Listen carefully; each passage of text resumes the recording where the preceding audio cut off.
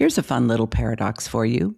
The people who are accomplishing the most are usually the ones giving themselves the least credit. And as it turns out, that's not a personality quirk. It is a setup for toxic productivity and burnout. Today's guest, Risa Williams, is a psychotherapist, productivity coach, and best-selling author who's here today to talk about a deceptively simple concept: tiny wins count. Not as a feel-good consolation prize, but as a legit neurological strategy. Because if you can't remember what you did, you won't believe you did it. And if you don't believe you did it, hello, Imposter Syndrome. Here we go.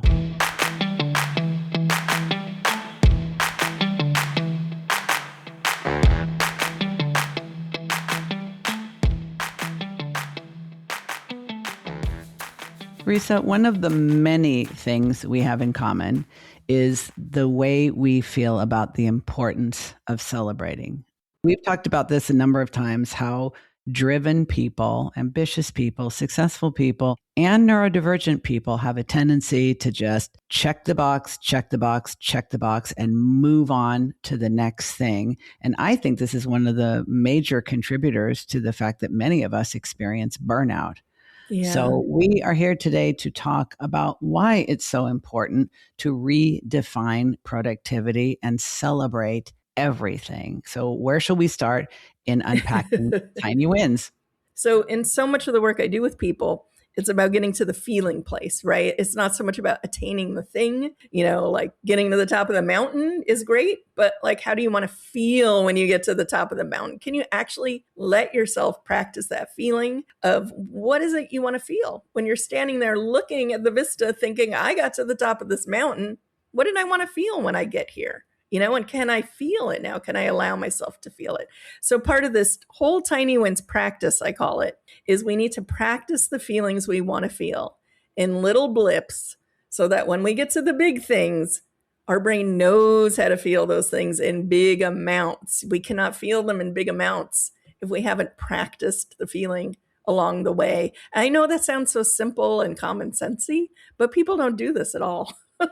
Well, actually, I have so many thoughts about this and some feels too, because in my experience working with neurodivergent business owners and as a therapist prior to that, I think people are very familiar with negative feelings. Oh, exactly. And they're practicing the other part of that. Exactly. And we understand that the brain's negativity bias, that we experience, acknowledge, and remember negative experiences and the negative feelings that go along with them because it's an evolutionary bias that keeps us safe. Right. If you have a horrible experience, you don't want to repeat that. Your brain needs you to remember that and needs you to pass it on through your genes to future generations. But positive experiences, they don't contribute to survival. So it's almost like the odds are stacked against us neurologically and evolutionarily. But also, I think folks with ADHD, many of us, most of us, maybe all of us, have experienced a lot of negative feedback throughout our growing up years. Even if we are successful, we'll get, why did you do it that way? What made you say that? And why can't you just whatever? Or how did you figure that out? It always sounds like an attack, and we tend to be sensitive to criticism and rejection. So I'm wondering, like, how do we convert people from being so attuned to negative feedback and negative thoughts about themselves and begin to seduce them, if you will, into thinking there's a good reason for you to learn this skill and it's not indulgent, which I'm going to guess most people think it is. Yeah. Right? Or they think it's conceited. I think there's a lot of dismissiveness.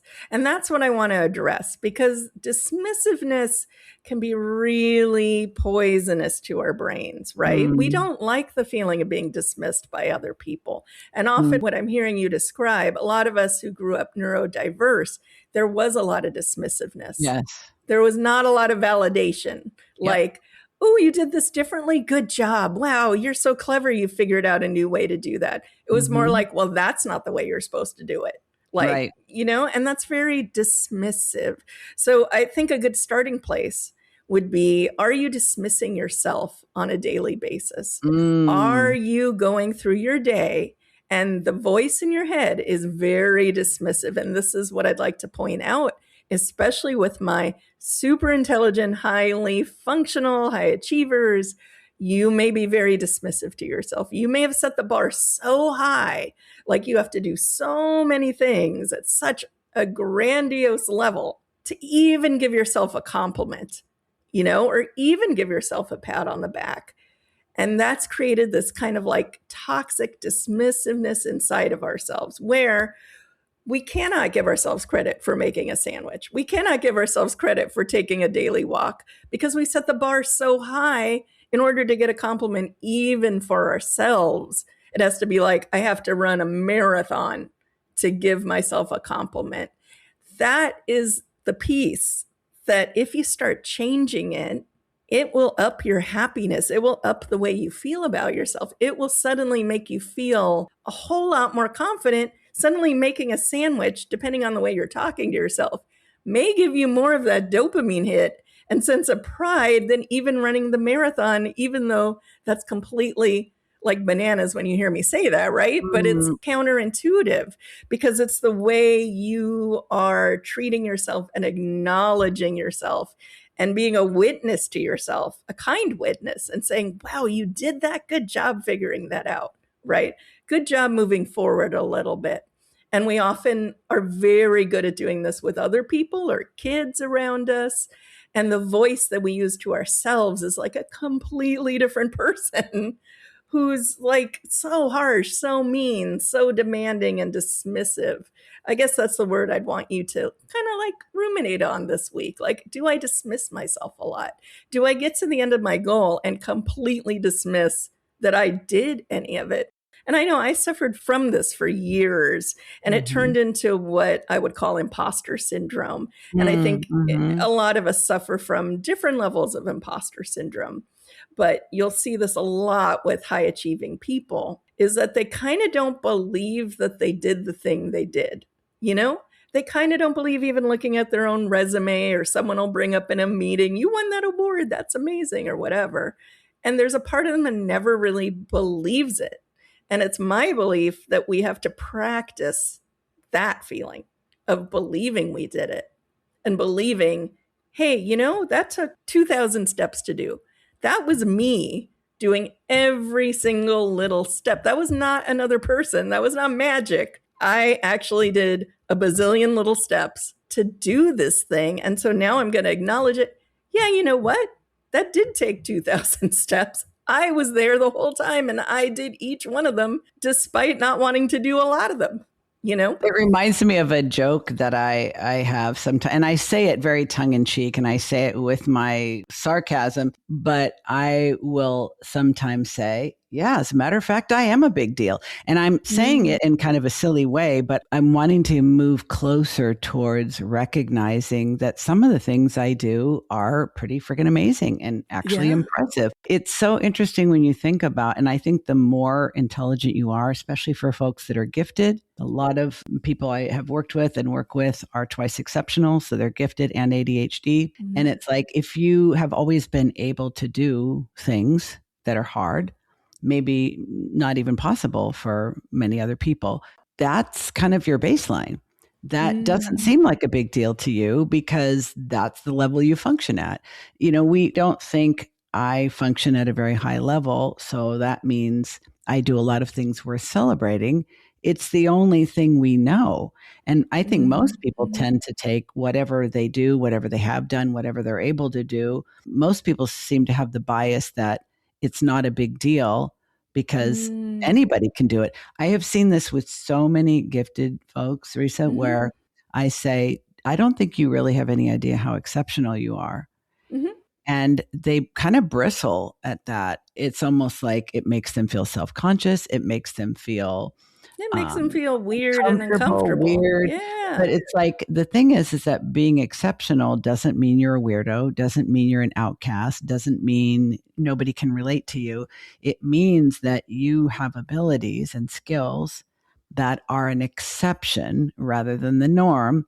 And if you don't recognize that you just keep ratcheting up the expectations so that nothing's ever worth celebrating. And I cannot tell you the number of people who've said to me, why would I make a big deal out of that? That doesn't even count. That's nothing. And it's like, well, how's that working for you? I mean, honestly, you can think however you want about your accomplishments, but how do you think it's affecting you to invalidate or dismiss all of your accomplishments?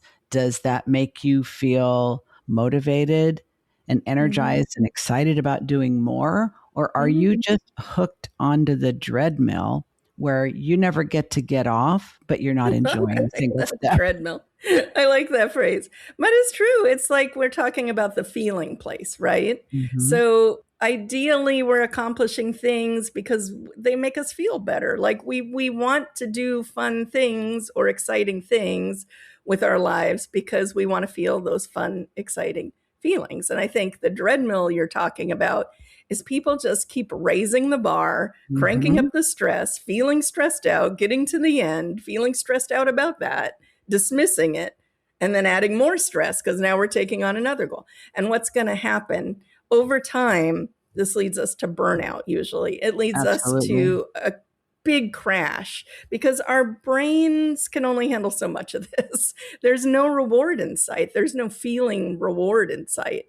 And so, yes, you can get your brain to get you through 2 or 3 of these, but at a certain point, your brain will say, wait a minute, I signed up for this because I thought there was a reward.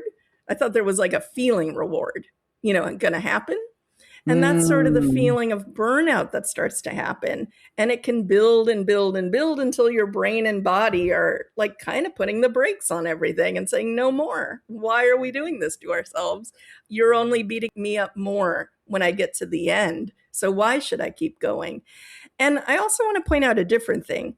We can be exceptional at lots of things, but there's always a cost, right? Which means like we're struggling sometimes with things that are very quote unquote easy or simple for other people, right? Like the example I always give is you can go, write a novel and be amazing at that and publish a novel or novel after novel. But then at home, maybe you're not able to do the dishes or you're not able to finish grocery shopping or stuff is piling up or you're not even sending that email back to someone you really care about because everything has a cost, right? And I think what happens is we're putting all our energy into these big things, thinking we're going to get the big feeling reward.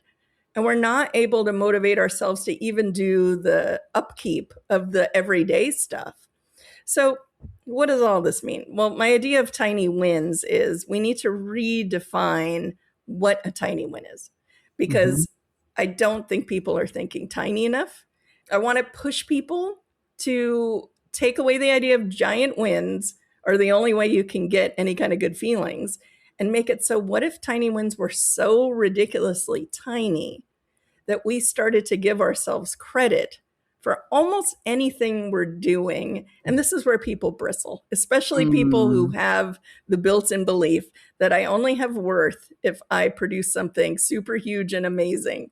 This is where I really challenge them to look at that underlying belief. And then we're going to make it so easy for you to get a win. And that's where people really want to push back and say, well, that's nothing. That's when that dismissive voice will start to emerge. And maybe this is a good litmus test for anyone listening, right? So what would you count as a tiny win? What would you count as a tiny win, let's say in the morning time?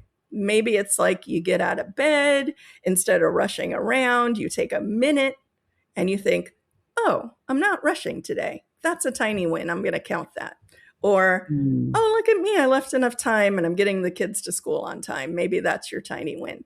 I want you to go really tiny and start thinking about what are these little things that are usually hard for me, that are like everyday things where I could be giving myself a whole lot more praise and a whole lot more soothing and kindness for just getting through it.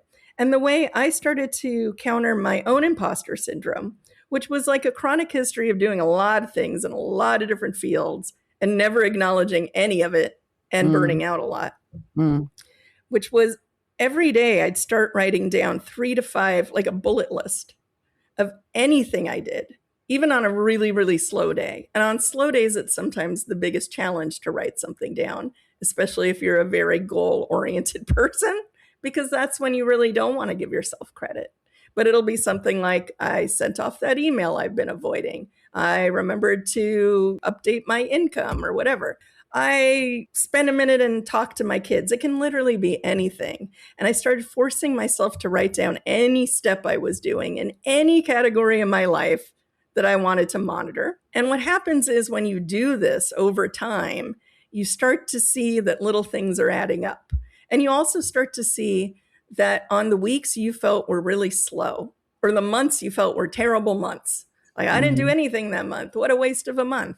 You go back and you read each day to yourself in your own brain to show yourself proof of what you actually did. I know this sounds kind of tedious to a lot of people, but it has this big, profound effect on you. Even within a month of doing this, people will say, oh my God, I had no idea. My brain just erased. I did all that stuff because I wasn't counting it because it wasn't a big, giant thing. But on weeks that are even slow to you, you may have the flu. You may still make meals for everyone, do the laundry, do your job, get yourself from point A to point B. And can you give yourself a little praise and give yourself a little credit by each week taking stock of what you've just done and noticing, like just notice and acknowledge it in your own mind? It's kind of revolutionary. It kind of changes the way you relate to yourself over time. Well, something I hear a lot of folks talking about in both the ADHD community and also in the trauma community, folks that work with individuals with trauma history, is this concept about self-abandonment. Folks who deal with individuals who have come out of narcissistic abuse situations, domestic violence. So a lot of self-abandonment. And what I'm recognizing as you have been sharing, Risa, is that it's not just like shrinking down the size of what we consider a win so that the tiniest possible thing still counts, but it's actually redefining what a win is, period, big or small. Exactly. Because what you're sharing is that sometimes the win is something you're doing, but you're dismissing it. You're not acknowledging it. Sometimes the win is something you ordinarily do, but you are choosing not to do as an act of self-care. Yeah. And sometimes it's shifting the way you think about something that's a win. So how do you, which all falls in line with, we need to be more of a human being and less of a human doing. Exactly. So does it include things that you're doing that you wouldn't give yourself credit for and things that you are not doing because they're just a habit that doesn't really help you, as well as mindset shifts? Or is it only related to things that are physical tasks? It can be any category. And I always encourage people to have categories that are about feelings, right? About how you felt because of the thing. So it could be, I stopped myself from overworking today because I was getting stressed out. That's often one of my tiny wins, especially on rough weeks. Like I took a minute and just sat still for 10 seconds. It's about not doing in that case. My tiny win is about not doing. It's about feeling. It's about taking care of myself. So in all my books, I talk about how one of our main goals has to be self-care. And what that means to me is lowering our stress intentionally, like actively. So a lot of my tiny wins are related to just stress management, just self-care and checking in with myself. And then some of my wins are about doing things, but they're about doing kind of ordinary things that I dismiss a lot, that I think everybody should be doing that. You know, I have these thoughts, and I think in having to write 3 to 5 things every day, it challenges you because you are not always going to be doing giant, amazing things. If you have to do this every day, if someone said this is a rule, what you're going to find is you get a little creative about the stuff you're putting down. And then you get a little creative about seeing that as a win. And over time, this builds a sort of self-kindness and compassion and understanding of who you are and everything you're doing to walk yourself forward, not just goal related. We get a little mono-focused on, well, I'm not making X amount of dollars and I haven't bought the house yet and I haven't become a Pulitzer Prize winner or whatever. whatever the thing you're mono-focused on that is spelling to you, I'm a success. There are so many things you're doing. You are such a multidimensional, complicated person who is trying to balance so many areas of self-development, learning, taking care of people, taking care of yourself. And you're probably not witnessing this actively. So I'm encouraging people to become a more active witness to themselves. Like, this is your life. You're living it. Almost adopt a scientific mindset towards that. Scientists track things when they're doing an experiment, right? So Charles Darwin is a good example people always use of this kind of daily logging, because he was so into logging everything he did, walks, thoughts he had, who he talked to. He made this kind of bulletless log every day. But I think it's kind of getting into a more scientific observer of your own life. And what happens is you get curious and you think, that email I sent to somebody about this job, I wonder where that's going to end up. I wonder when I flip through my journal at the end of the year, what month that's going to turn up, or what that's going to lead to, or this event I'm doing, I wonder what that's going to lead to next. It's this like lighter kind of curious voice that kicks in.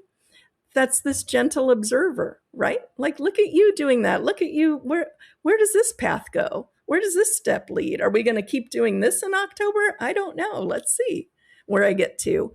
And that is a very interesting thing that starts developing inside of you. That's an antidote maybe to that other voice, which is dismissive and harsh and like, you can't count any of that. None of it matters.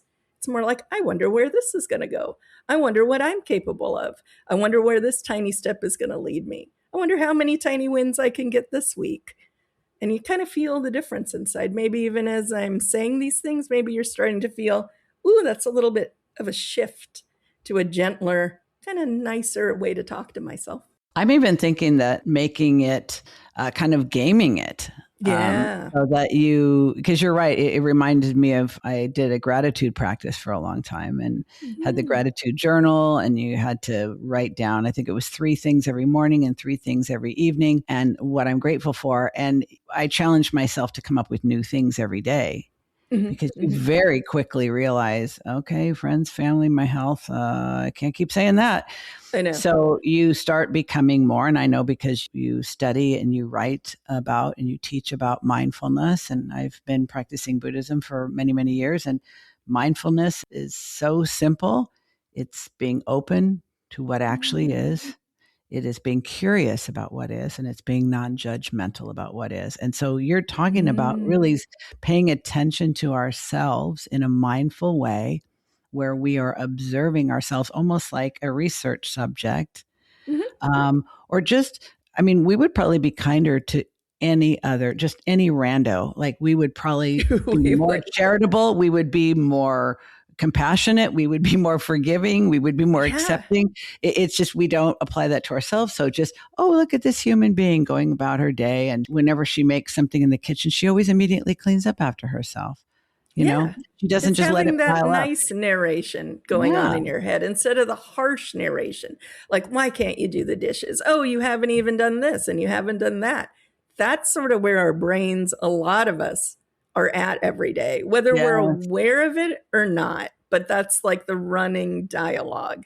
And so shifting, I like to liken it to the hero's journey, which is this archetype of, like, with every goal we take on or every project we take on, we're the hero and we're going on a quest, and we're gonna hit roadblocks. Like, every hero hits roadblocks. Every hero hits hard points where they want to give up and they're like, why am I doing this thing?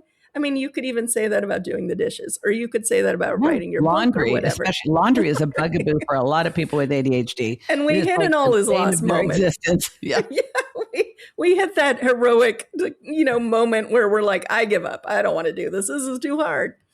So usually in a story, there's a mentor figure that comes in right when you're at that breaking point and says, you've got this. You can do this. You've done this before. Look at this. We're going to do it this way, and you're going to get through it. We need to become our own mentor. And the only way I've successfully done this for myself over time is by showing myself written proof on paper. And then by making myself reread all those steps over and over again till I almost become that character watching me on the path, saying, wait a minute, I remember last year we got really down and depressed at this point of writing a book, but here's what you did and you got around it this way. And I think the path ahead is going to be here and you just got to go here. It's like most of us in adulthood don't really have that mentor in real life. So we have to kind of invent that character and internalize it so it's following us. And the easiest way to do this is start tracking actually what you're doing on paper and then reread it, give yourself credit.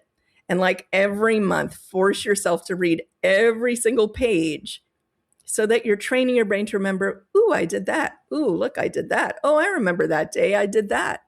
And you know, with ADHD, a lot of us, our memory, we struggle. We struggle just generally with remembering what we did yesterday, let alone what we did last month to set us up. Why we're here now is because of stuff we did last month and the month before that and the month before that. I know with my brain, I struggle. And if you ask me to recount all the steps it took to get here where I am, if I haven't written that down somewhere and tracked it, I will just mush all those steps together into like one messy account of something. And this is what I find is true of my clients too. If I say, what did you do last year? How did you get to the end of your goal? They just mush everything together. And it's usually like a messy mix of negative, stressful stuff and not a lot of acknowledgement of every day I did 10 minutes of this and every day I moved myself forward. And on that hard week when I had the flu, I still did this and this and this and this, because we need to tell ourselves that story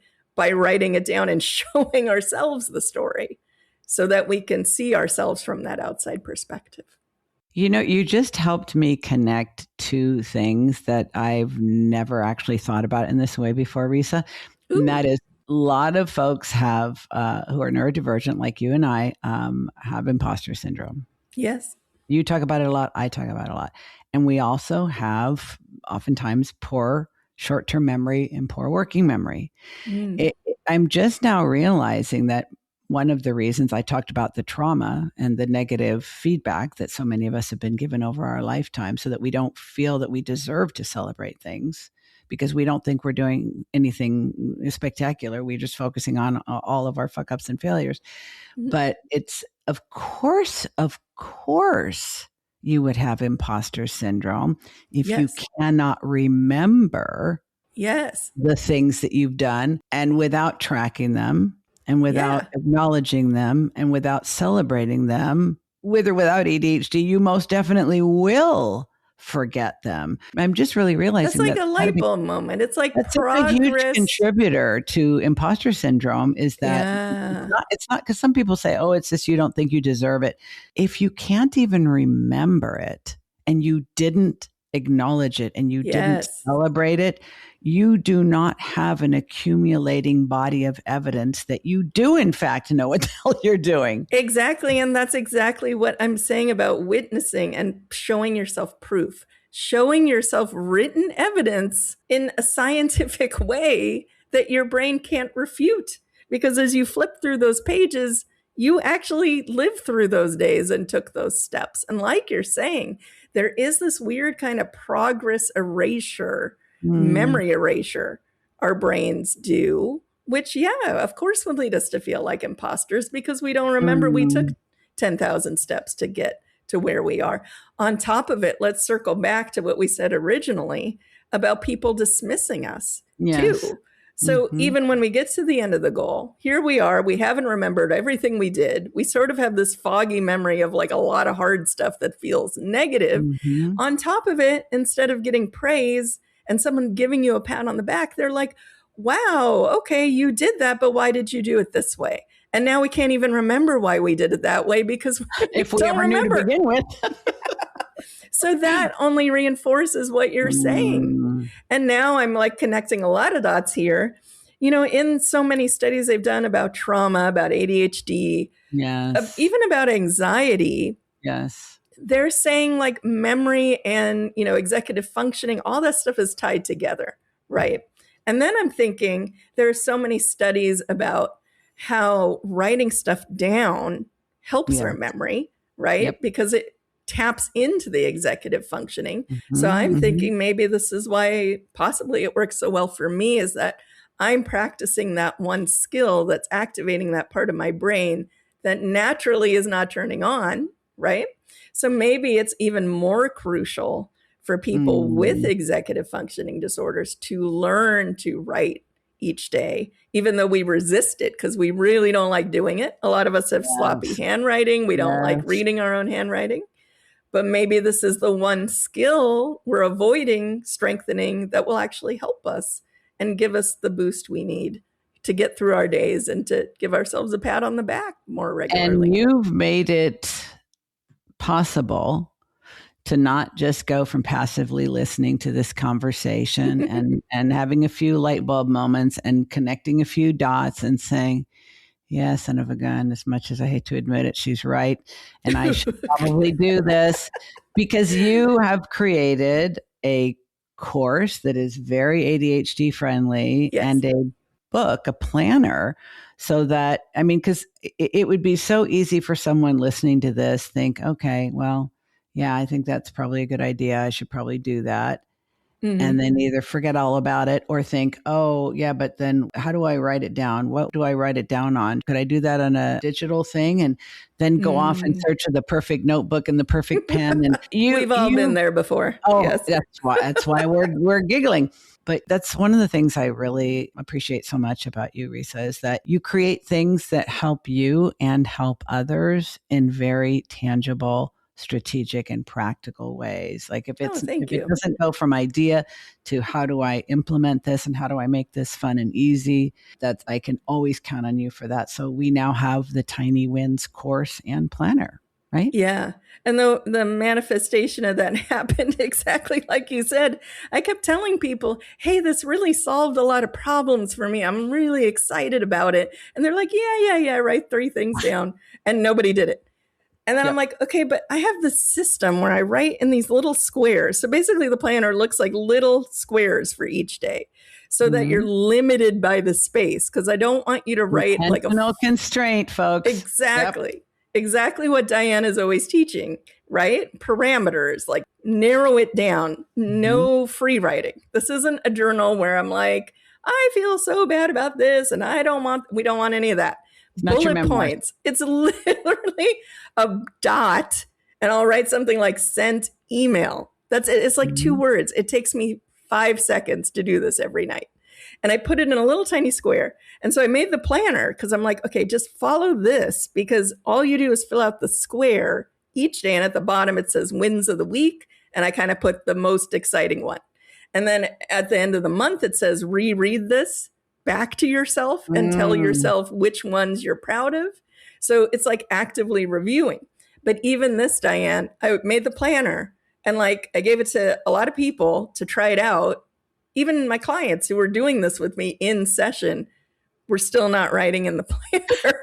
And I'd say, what's your tiny win? Oh, I'm like, but did you write it down? They're like, no, I'm just telling you. I'm like, yeah, but we're going to take a second and like write it down together, because it's the writing part that I'm trying to explain is the part that's helping you. Even that was not going so well. So then I'm like, I'm going to make an online course, and you click a video and you write. It's very relaxing. You know, I'm giving you easy prompts and you're filling it out with me together. And it goes you're like filling out your planner while you're watching me. Yep. And I'm explaining, here's what you do in very easy way. And it has nice relaxing music. So you're kind of in this hypnotic state of like, I can do this. I'm going to count this as a win.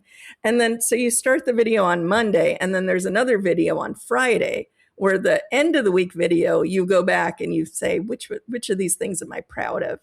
And that's kind of working, because now people are watching the videos and actually doing it. They get it now. So the videos walk you through a month of doing it, because I'm hoping after a month, I've sold you on the idea of doing this for yourself to build that witness voice. Because if you just do it once or twice, it's not really going to kick in that voice throughout your day.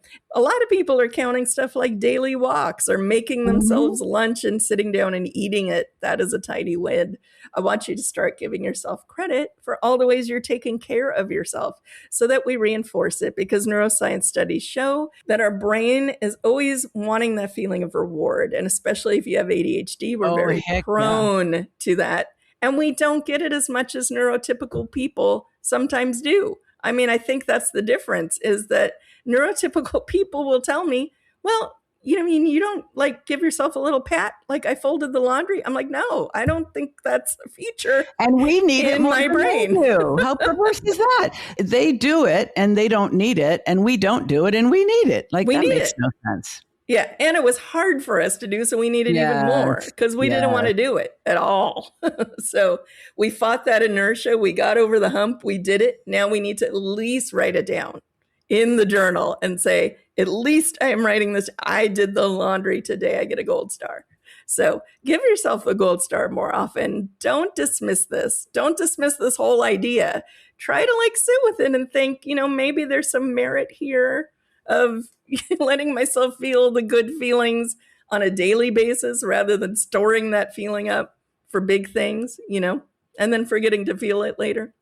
Just challenge yourself to do it. And you, maybe even if you're the oppositional type, I see you. Maybe you do it to prove her wrong. Yeah, go ahead. Maybe okay. that, you know what? It's like whatever floats your boat, whatever gets you going. We'll make sure you know how to reach out and let Risa know. Because you can write down your tiny wins in an angry way. I'm doing this, but I don't like it. It's like whatever it takes. And also, can I also say before we go that I really love that when you create something and you test it out, and if people aren't seeing the benefit right away, you don't get butthurt. No. You don't think, oh, if only they cared enough. You think, okay, how can I make this easier? How can I reduce any resistance, any friction? How can I make it possible? Because they need to experience the benefits of this. So that has led to so much innovation in your business, and frankly, to probably many of your books as well. Because you're like, okay, I know this works. Yeah, you're like, I know this works. How do I make it ridiculously easy so that they'll give it a try? Because once they will, I know it'll work for them too. And that is the creativity and also that drive of being an entrepreneur. It's like, I know this works.